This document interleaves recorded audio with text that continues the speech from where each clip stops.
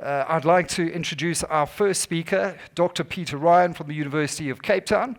He's got a long association with the FitzPatrick Institute of African Ornithology, studying the impact of plastic ingestion on seabirds for his master's degree.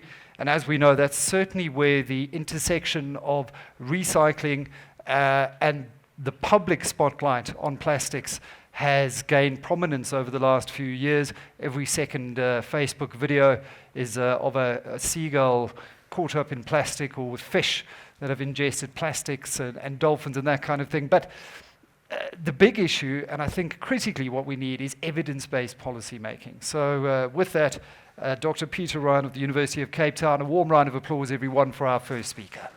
Thanks very much. I forgot to ask how we're going to advance the slides. Here we go. Wonderful. Well, it's great to see so many people out here on a Friday. Thanks for coming. I got up at some ungodly hour to be here, so I should get brownie points for that too. So this is a fairly generic talk. It's the kind of talk that I give to broad audiences, so some of it might be perhaps not as on point as you might like, but as I was just mentioned, I've been doing this for a long time. I started working on plastics in the 1980s. That's me on Inaccessible Island in 1987. But I started in 1984 for my master's degree. So I have this quite long perspective. And because my focus was on plastic ingestion in seabirds, I wanted to know what was available on plastics in the ocean generally. And at that stage, there was basically nothing known about plastics in the ocean around South Africa. So we started sampling plastics on beaches. We scraped together what we could learn about plastics in the ocean. And we've continued that sampling over the last 30 years. So I have this rather long time perspective to the whole thing. And I was going to skip right over the slide because I figured most of you were in the plastics industry and appreciated the value of plastics. It was kind of surprising to see some people think you can't live without plastics. I think these days it would be very difficult to do that. You'd have to give up all of your fancy phones and computers and cars and airplanes. So we're currently in a situation where we have about 400 million tons being converted every year, and a little under half of that going into packaging. And obviously the big focus on packaging is around single-use, short lifespan. And the reason why we're so addicted to plastics is they have all of these wonderful properties. They're very versatile, they're relatively cheap. They're lightweight, which is good from a carbon footprint perspective. They have a long lifespan, they have great barrier properties, so they're wonderful for preserving food. But the same characteristics make them fairly effective pollutants. And so that's what we need to manage against. So you can't live without plastics, you've just got to manage them so they don't end up in the environment. And to give you some indication of why plastics are problematic, just if you look as you move from local sources out into more remote areas on the planet, the proportion of plastic by number increases, but particularly by mass it increases. So if you go out and, as somebody was just saying, if you go to a refuse dump, plastic is less than 10% by mass of what goes to landfill. Street litter, it's about 20% by mass. South African beaches, it's a little over half of the mass of rubbish on the beach. By the time you get to oceanic islands, if you go far enough, it's over 90%. And that's because it disperses well, because it's light, and it has this long lifespan in the environment. So we've reached a point now, after 70 years of mass production of plastic, where there's really nowhere on the planet you can go and not be exposed to plastic. And that's obviously a fairly distressing state of affairs. But does it really matter if there's plastic out there? And this is the most visible face of plastic in terms of impacts on the environment, the entanglement issue. And by and large, it's not a conservation issue, it's an animal rights issue. There are relatively few species that are significantly impacted by entanglement. Obviously, it's very distressing for those individuals that are, and it's not something we want to encourage, but there really are only a handful of species where we have good evidence that entanglement is a significant conservation concern, particularly the marine turtles, because they face so many other threats. But still, entanglement is a relatively small issue for turtles compared to the impacts of, for example, fishing.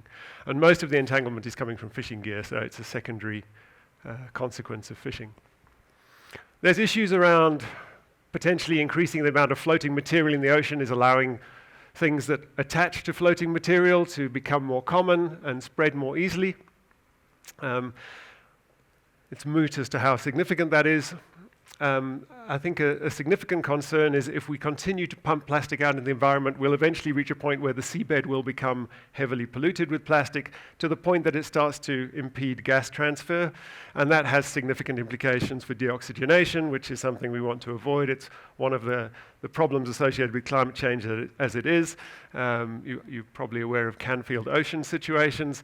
So that's a concern. Fortunately, the empirical evidence from South Africa is that at the moment we're still very far from that. We have the lowest recorded density of plastics of any trawl survey in the world.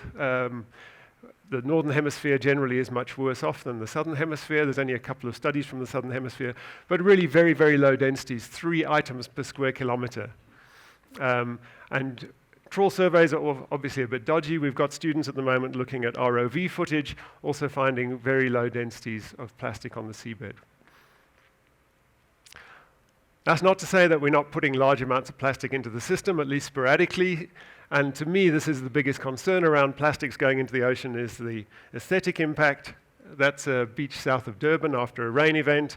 And clearly that has a huge impact on the local economy. Tourists are not going to want to go to the beach if they look like that. So a lot of effort has to go into cleaning beaches. Central government spends about 100 million a year on working for the coast, quite a controversial extended public works program.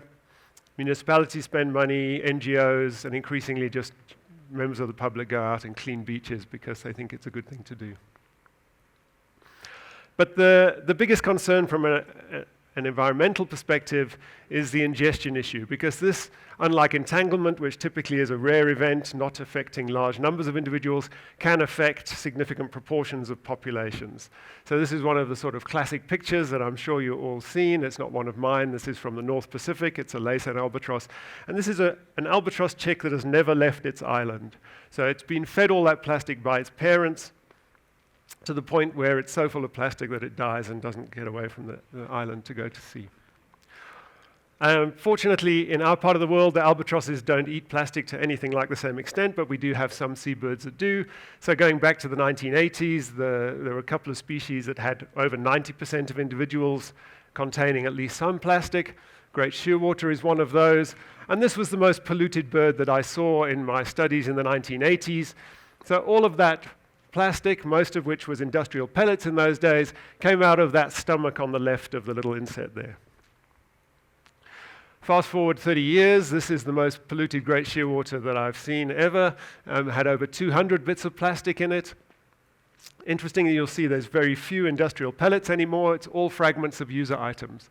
So the industry, to some extent, has cleaned up its act with things like Operation Clean Sweep. It's not to say that it's perfect. Every time we do stormwater drain surveys in Pardon Island, we get industrial pellets washing into the sea. But relative to what it was like in the 1970s and the 1980s, the numbers of industrial pellets going into the sea are much less. Murray Gregory famously surveyed New Zealand in the 1970s, and he had beaches with 100,000 pellets per meter of beach. I mean, just mind-blowing. It's like plastic sand in New Zealand, of all places. Certainly, the surveys that we did in the 1980s, we would find pellets just washing up the whole time. Now, if you go to the beach, unless there's been a big spill like the one in Durban a few years ago, generally speaking, you actually have to look quite hard to find an industrial pellet. But that improvement in the situation has been more than offset by the increase in the amount of fragments of user items, so things that have been manufactured and then have been out in the environment long enough to break down into this so-called plastic confetti. And it's not just seabirds who suffer in this way. The whole suite of marine organisms ingest so-called microplastics, and this is a little baby loggerhead turtle which washed up on Cape beaches, and it died as a result of ingesting all of that plastic came out of it. It had so much plastic in it that it had blocked the cloaca and been forced up through the bladder, killing the animal. And this obviously has 3 concerns. The first one is the one we just talked about, physical damage and blockage of the digestive tract. Particularly for turtles, this is problematic. It leads to gas buildup and they can no longer dive, and that just stops them feeding and they starve to death. There's a problem with reduced food intake. If you've only got a limited stomach volume, you can't eat as much food at a single sitting, which is great if you're on Weight Watchers, but if you're a seabird, not so good for you because you want to maximize your foraging opportunities. So that's a concern. But I think the underlying concern for most people, and us as top marine consumers, anybody who consumes seafood, is this underlying concern that plastics are bringing toxic compounds with them. So most plastics are pretty biologically inert. They'll just pass straight through you, won't do you any harm. But some of them have specific compounds added, or they bring legacy pollutants. And so this is the sort of underlying concern around plastics being incorporated into food chains. The picture at the top there is just showing some specifically labeled plastic particles and showing how they get concentrated within filter feeders like that little mysid shrimp. And in parts of the ocean, some of the key trophic links in the food chain, like lanternfish and lightfish, these midwater fish, quite high proportions contain plastic particles.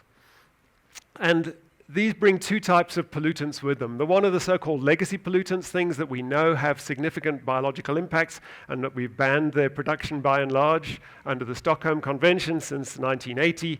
But they're still out there. They're so long-lived, they're still out there, and they're drifting around at sea, and they don't like seawater, they do like plastics, so they accumulate onto plastics. And then you get a whole suite of other things that we deliberately add to plastics to give them specific properties like flame retardants, colorants, plasticizers, and those can also have biogenic properties. And when you see statistics like this, you start to get concerned. We had a student look at anchovies, sardines, red eyes, lightfish and lanternfish, 5 species of small pelagic fish off the Benguela. Virtually everything in the Benguela feeds on these things one way or another, directly or indirectly. 50 to 70% of them contain microplastics. But when you actually dig into that number, you find that 99% of those microplastics are microfibers. And if you can find somebody who can actually tell you what the microfibers are, you find that most of them are not actually plastic. So if you go and sample anywhere in the ocean, go grab a liter of water, you'll typically find between 1 and 10 microfibers within a liter of water at the surface of the ocean anywhere on the world. It makes very little difference where you are. They're uniformly distributed, if anything, at higher concentrations at higher latitudes. And the general assumption is that these things have come out of washing machines and that they are synthetic, nylons, polyesters, polypropylenes, and so on. In fact, it turns out that the vast majority of them are not synthetic. Most of them are cellulose-based, about 80% cellulose-based, 12% animal-based, and only 8% synthetic. And that's, again, uniform from the Southern Ocean to the Mediterranean to the Atlantic Indian Ocean. We don't really understand why these natural fibers are persisting so long in the environment, but that's where we are at the moment. So it's an area of ongoing research. But when people start giving you figures of how many billions of microplastics there are in the ocean, just think carefully, are they really microplastics? Are they talking fibers or are they talking particles? If they're talking fibers, there's a good probability that most of them are not actually synthetic. Some more good news is that the legacy pollutants that we were concerned about are going down because we've banned their use for some time. So this is just some trend data from 3 different beaches. Because we've been collecting pellets around the South African coast since the 1980s, we're able to analyze the concentrations on those pellets, and things are getting better, at least for the relatively short-lived legacy pollutants like lindane. And then a final piece of good news if you're worried about eating seafood is that it takes a while for those things that are attached to microplastics to move into the body of organisms. So if you're worried about eating a fish with plastic inside it, you don't have to worry too much because probably you're not going to eat the stomach of the fish. But if you are eating small fish whole, there's still not much chance that it's going to transfer too much into you directly from microplastics because it takes the order of days for those compounds to diffuse out of plastics into your body. And the rate at which they diffuse and the proportion that diffuses into your body is related very intimately to the chemical composition of the stomach content. Okay, so that's kind of the case for plastics in the environment, why we should be concerned. And as I say, to me, the biggest concern is the aesthetic one. Ingestion is an issue, but again, if you really dig deep, you're not going to find very strong evidence that it's having an impact on many populations except perhaps marine turtles. And if you're worried about microplastics coming into the human food chain, I'd be much more worried about heavy metals and other marine contaminants. Having said that, the thing about plastics, and the reason why I quite like working on plastics, is it's a wholly avoidable problem. It's not something that we really have to make significant compromises in our lifestyle to tackle. And so it should be something that we can solve fairly easily. So how do we go about solving the plastics in the ocean problem? Well, one suggestion is that we go out into the deep ocean and we clean up the ocean gyres. This is the buoy and slat model. The trouble with cleaning is it's just treating the symptoms. And you saw that graph right in the very first slide showing how plastic production is going up and up. If we just focus on cleaning out in the environment, we're not doing the best use of resources. We should be putting those resources into stopping it getting into the environment in the first place. Having said that, cleaning does make a difference. I was always a bit anti-beach cleaning, but I've come to realize that it really does make a significant difference, and you can see that difference. So over the 30 years that we've been doing beach surveys, we can see the amount of plastic on beaches sort of going down at the moment, which sounds paradoxical, but it's because beach cleaning is going up so significantly. So this is just some trend data for bags and bottles on South African beaches, and there's really no pattern for those big items. If you look at small things that people generally don't pick up, like lids, earbuds, and straws, you can see that the trend is upwards. And I could give you some more data on this, but it's not that important. But the really important reason why it's worth cleaning beaches is that the majority of the mass of plastic, everybody's focused on microplastics, but the mass is sitting in big things. And the advantage of big things is we can do something about it. Because once it breaks down into that sort of stuff, it's very difficult to do anything about it. And so this is why it's worthwhile going out and actually making the effort, once it's got into the environment, to get it back before it breaks down into microplastics. And this just gives you an indication of what happens if you leave large plastic items out in the environment for long enough. So this is a 28-year-old, 20-gallon cooking oil container that's been sitting on an island for, goodness knows, 20-odd years. And you can see that UV degradation has made it embrittled, and it starts to fragment and break down into microplastics. So if we'd managed to remove it before this happened, that would be a lot better outcome. Just as a little aside, it's widely assumed that plastics kind of last forever in the environment, that they're immune to biological degradation. It turns out that bacteria are slowly catching on to plastics as a food source, so there are now 2 bacteria that have been described, one targeting PET, one targeting polyethylene. And you might think this is wonderful, and I guess from an environmental perspective it is quite good, but think about the consequences if they start attacking the things that we don't want them to break down, like your cars and computers and so on. So this is maybe not something we want to encourage too much. So if we want to have lasting solutions, we need to tackle the plastics at source. So where is all this junk in the ocean coming from? And this is one of my horror pictures. It looks like what I call a Cape Flats wetland, but it's actually taken out of sight of land in the Straits of Malacca between Indonesia and Malaysia. So there are parts of the ocean that look really, really bad. So where is all that trash coming from? And when I started work on this problem, the fingers were pointing squarely out to sea.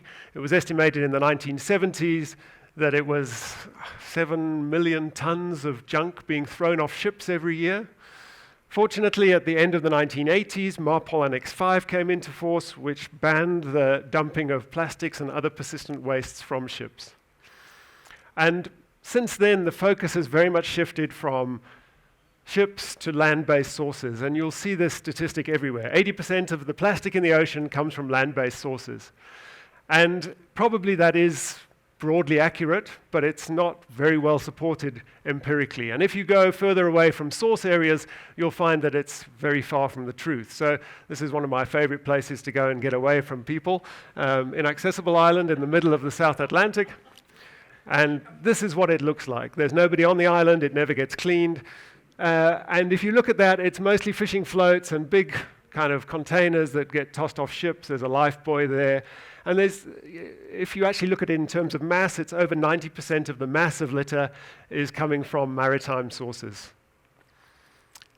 What about the other sort of general junk? So the category of waste that's increased most rapidly over the last 3 decades on this island is drink bottles, PET bottles, just increasing at 15% per year. General rubbish has increased at about 7% per year.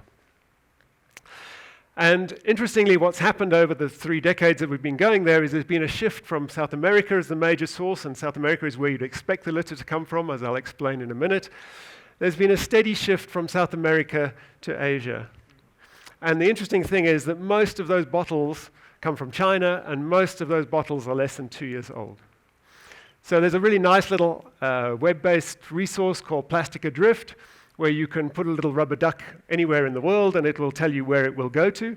So if you put a rubber duck on the east coast of South America, say Montevideo or Buenos Aires or Sao Paulo, after 4 years, that's where all the plastic will be. It'll be in the South Atlantic Gyre because that's where floating plastic accumulates. Unless it sinks and goes to the seabed, it's going to keep floating around and around in the South Atlantic Gyre. If you release it from China, it goes to the North Pacific Gyre.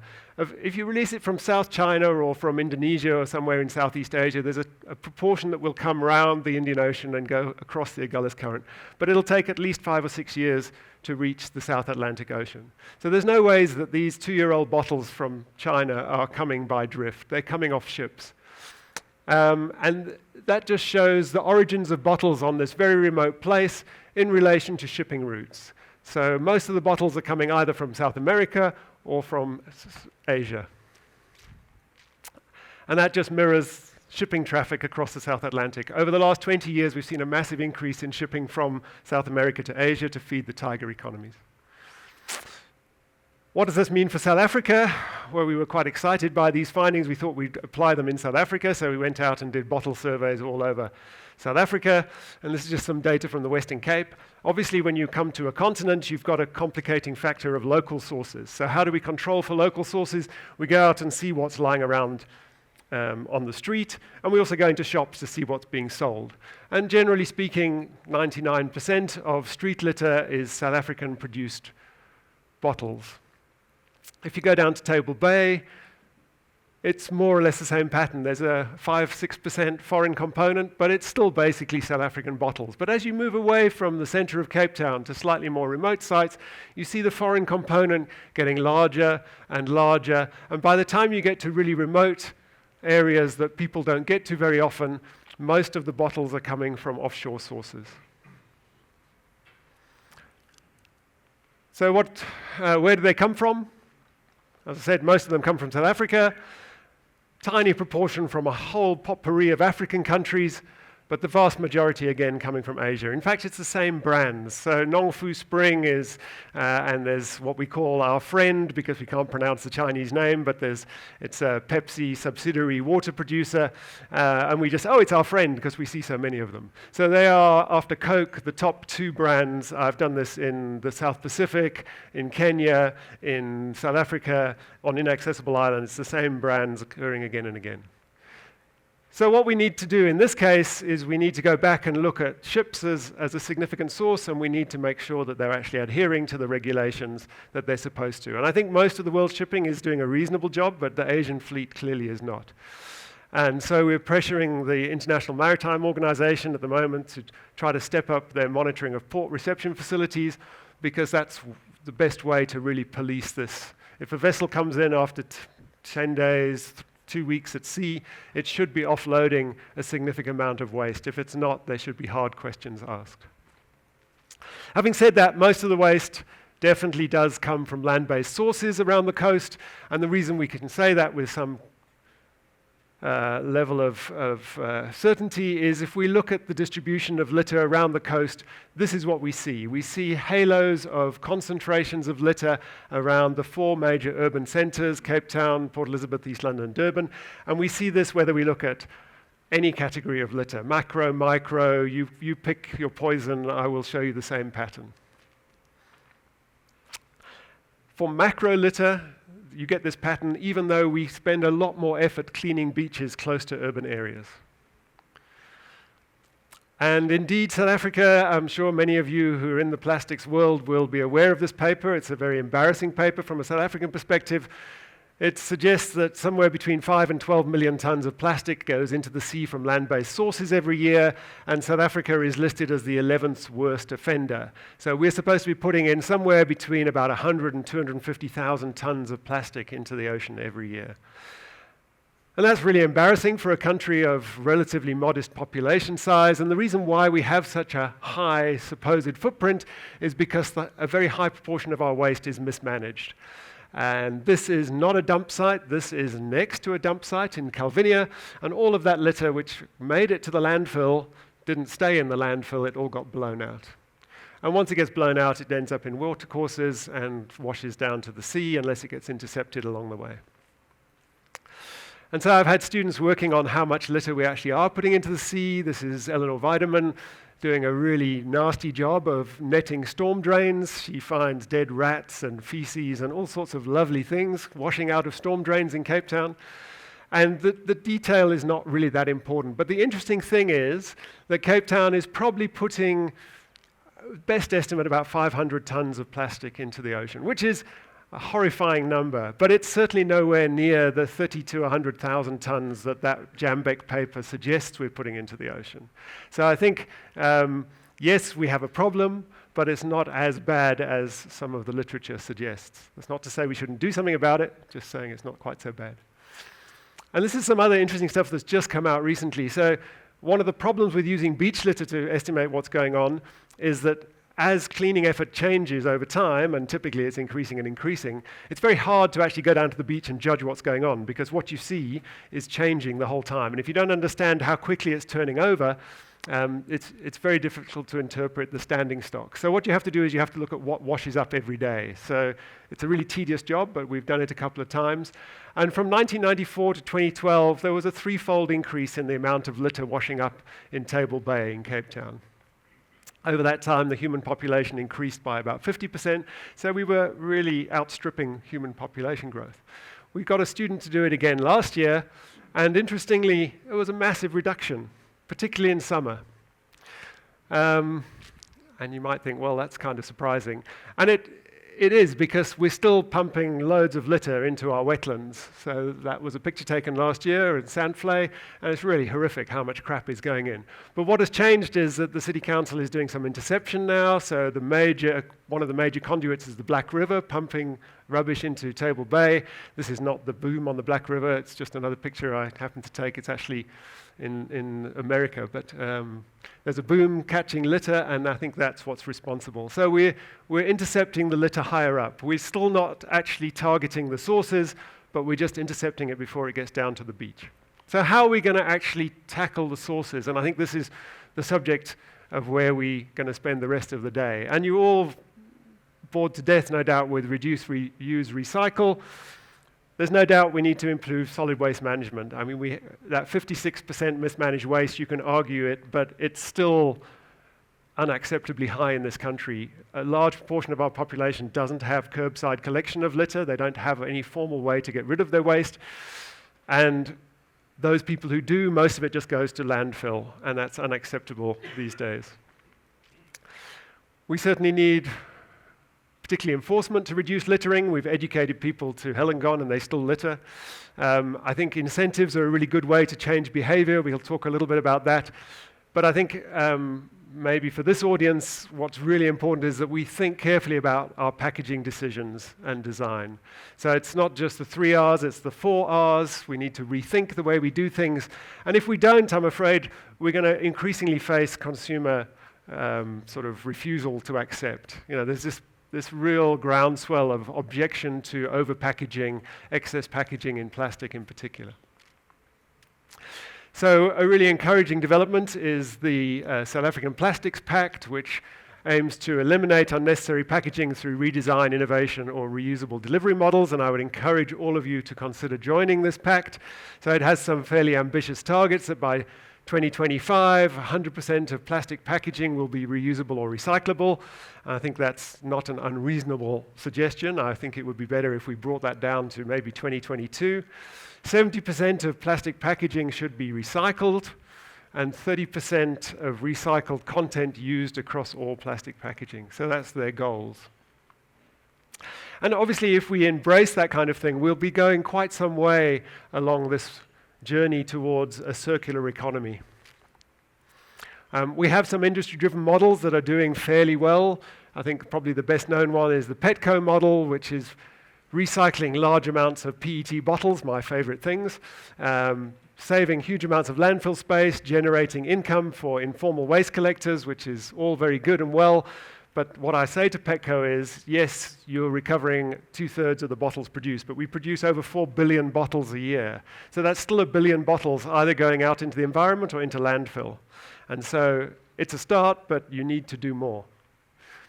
And there's lots of evidence around the world that just adding an explicit incentive, even a 5 cent in the case of US states, really improves your recovery rate. So we need to think more creatively about how we get that 60% recovery up to 80, 90%.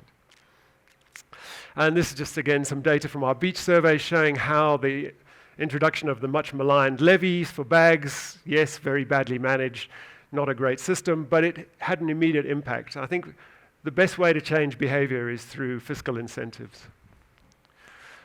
The problem is you get people who say, ban the bag, but carrier bags are a insignificant proportion of the flexible waste that ends up on our beaches, 3%.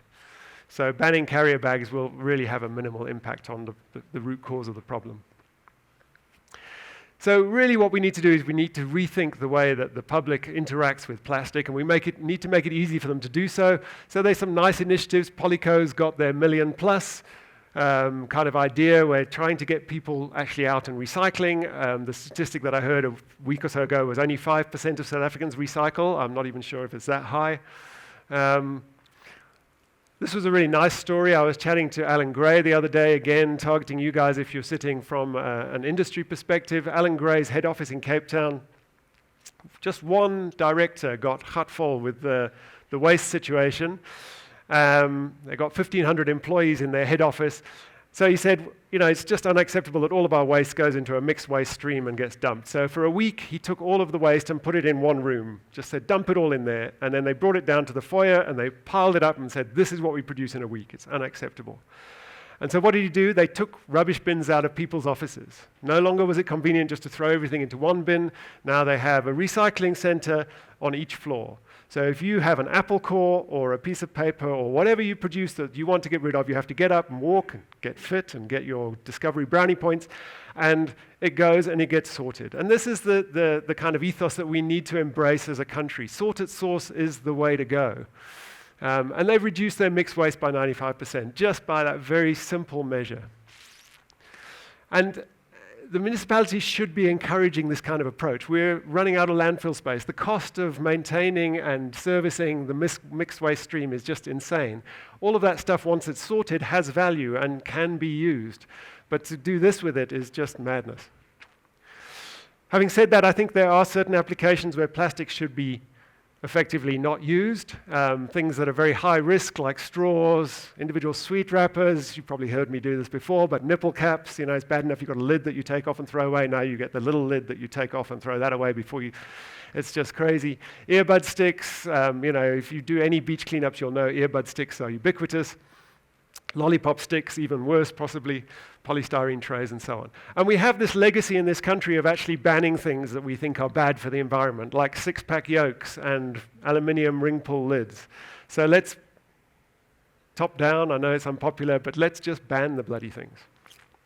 And in those kinds of applications, there are potentially other things that we can use, so lots of different possibilities. I just want to kind of put a note of caution here that changing packaging can have potentially unintended consequences. So there's a sort of a move at the moment to maybe move away from HDPE packaging for milk. The HDPE recycling program is reasonably effective, 75% estimated. Not sure how accurate that is. But the reason why it's so effective is it's a really valuable product. So there's a demand for it to be used in some of the detergent packaging. So there's a high value, and it's generating significant income for people. If you move to carton, you've got a much lower value, you've got a much lower recycling rate, and you've got a much lower generation. So you might be appeasing the public who think plastic is bad, but you're actually having a net negative to the environment because you're sending way more stuff to landfill. And you're making life difficult for people like Unilever who want to use 30% of that HD in their detergent packaging. And then just finally, a little word on degradable plastics. Again, I'm hopefully speaking to the converted here, but there's probably some of you who go out and buy Bonnie Bio bloody dog bags. So degradable plastics are a whole host of types of things, and you can't treat them all as a single, just as you can't talk about plastics as a unit. You shouldn't really be talking about degradable plastics. So they're oxidegradable ones, which are really bad news because they're just ordinary plastics with weak chain elements to break down into microplastics quickly. So that's the worst thing we can do. And then the so-called bioplastics, like PLA, which is the Bonnie Bio stuff, you need to really think carefully about what's going to happen to those. So most of them are only industrial compostable. I've got a Bonnie Bio poop bag that somebody kindly left on the beach. People seem to think that the dog can poo in it, and then they can just leave it, and by then 3 minutes later it will evaporate. But it's, and I've had one in my compost heap for 6 months now, and it still is as tough and rigid, and it's just still perfect, basically. So industrial composting requires closed loop systems. We can't even manage our solid waste as it stands at the moment. Now we're going to have a separate solid waste collection for these products. It's just crazy. So don't fall into the trap of thinking that this is going to solve all your problems. Okay, so to kind of getting towards the end, just to finalize what I've been saying so far, I think as producers of plastics, you really need to think about the way that you're using plastics to make it as user-friendly as possible, to actually make sure they enter some kind of circular system and that they don't end up either in landfill or the environment. So we need extended producer responsibility. It's no longer good enough for you to worry about the product to point of sale. You need to worry about what happens beyond the point of sale. As consumers, we all need to demand better packaging options, and the government really needs to come to the table and help along. So in some ways, they can do this by leveling the playing field, by top-down, but at the municipal level, that's where the biggest deficiency is, as far as I'm concerned. And the good news is that we are the captains of our own fate in this regard, with the exception of the ship issue offshore, which is a relatively small issue. Most of the litter that we experience in our environment is from our own local sources. So if we sort it out, we'll reap the benefits. Okay, so I could leave it there, but if I can abuse my time for just 2 more minutes, I want to put the plastic problem in context. So there's no doubt that we have a problem.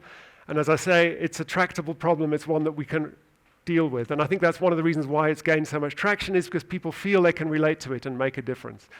But we also need to think, how serious a problem is it? Because there are a whole host of problems. And if we're focusing all of our effort onto worrying about plastics at the expense of some of the other problems that we face, we're not doing ourselves any good in the long term. And this was brought home to me last year when I was crucified in social media for wanting to do an experiment releasing plastics down rivers to see where they went. People said, you're deliberately polluting the world, and this is just the most heinous thing possible. And I had reasonably intelligent people telling me that plastics were the biggest environmental threat we faced. And I kind of wondered where this came from. And I think it's because of overhyping in the media. And there's just selective reporting. So just one example. So one of the classic statistics that you'll see is that there's more plastic than zooplankton in the North Pacific garbage patch, 6 times more. And that was a figure from a paper by Charles Moore. In fact, the paper said there was 5 times more zooplankton, but the plastic weighed 6 times more than the zooplankton.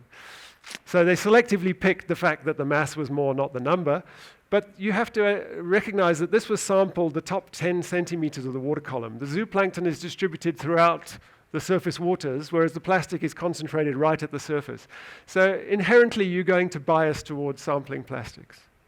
So it's not fair reporting. And this was another one that came out last year. We're eating a credit card a week of plastic. And I was like, no ways, it's completely impossible. So I dug into it a little bit, and this is where it was coming from. Most of it was from drinking water. And the latest statistics suggest that, yes, if you drink bottled water, plastic bottled water, you will get quite a lot of microplastics. And you might get some from seafood and beer and salt and so on. But the microplastics that you're getting in bottled water and in other food sources are really, really small.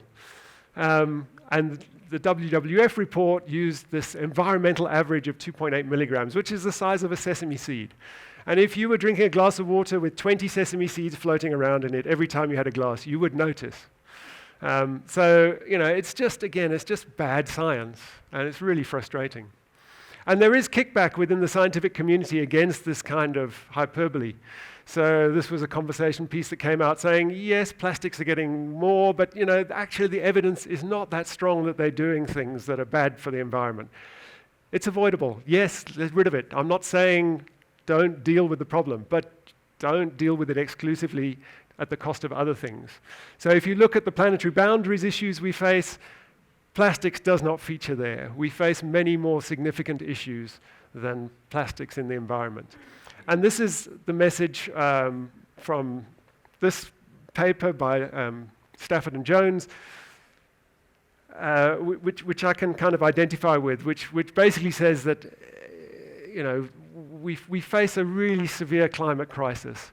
We need to do something. The window of opportunity to do anything is narrowing. And if we are being distracted by plastics from actually tackling that problem in any way, then that's a bad thing.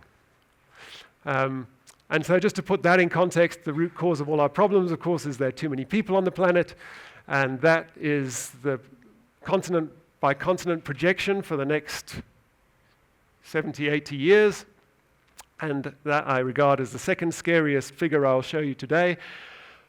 Over 4 billion people in Africa by the end of the century. That's a very scary statistic, and one that we need to worry about and do something about. It's much more scary than straws on our beaches. And that's the scariest statistic. The fact that the CO2 curve is not slowing down at all. If anything, it's accelerating. And we shot through 400 parts per million willy-nilly 4 years ago, and we continue to go up. And you chat to the glaciologists, they will tell you that when we go above 400 parts per million, historically, we have lost the ice sheets in Greenland and West Antarctica. And it's not a question of if, it's a question of when we will see catastrophic sea level rise. So these are the kind of problems that we really should be focusing on and not worrying that much about plastic. So if we look at a 5-meter sea level rise, we've got 300 million people looking for a new home. Twice the area of South Africa disappears underwater. That's scary. And that could be 50 years away, it could be 100 years away, we just don't know. But that's what we should be preparing for, and that's what we should be trying to avoid. We still have a very small window to actually do something about this. And I think people see this kind of dichotomy between economic growth and sustainability, but it's not an either or. It's really, we can only embrace the sustainability path. If we try to go rampant economic growth, we're just going to accelerate down the climate change crisis, and we're going to fall off the cliff. So that's my kind of contextualizing the problem for what it's worth, and hopefully it's been an interesting perspective. Thank you very much. Dr. Ryan, thank you very much. I think some fantastic contextualizing of the issues and the problems, and I'm not going to ask you where your shoes went. I'm going to go into more pertinent questions around your last point, and that is to better understand the carbon footprint, I guess, of the various packaging options that we have available to us, and how much evidence-based research do we actually have or do into the carbon footprints of the alternatives and the other options, if CO2 is the number one challenge? Yeah, I'm not the right person. I'm sure there are better qualified people in the audience here who can talk to that. I mean, it's a complicated equation. There's a fair amount of energy goes into producing plastics, but they are lighter typically than the alternatives. So it's a difficult equation. I'm sure through the day we'll hopefully pick up on that. I'm looking forward to learning myself where that equation lies. I suspect it's not a simple answer. Like all these things, there will be some applications where plastic is definitely the best, and there'll be other applications where perhaps it's not the best. Right, let's go to Slido, and I would encourage the audience to participate and ask questions via Slido. It's just easier than sending a mic around, and we can also aggregate and upvote the questions that we most feel are pertinent to the conversation. The first one, there's an intense amount of lobbying by the plastic industry. Have you seen this take on a more genuinely concerned position, or does it remain fairly self-interested? Over the course of your career, as you said, you've been doing this since the mid-'80s.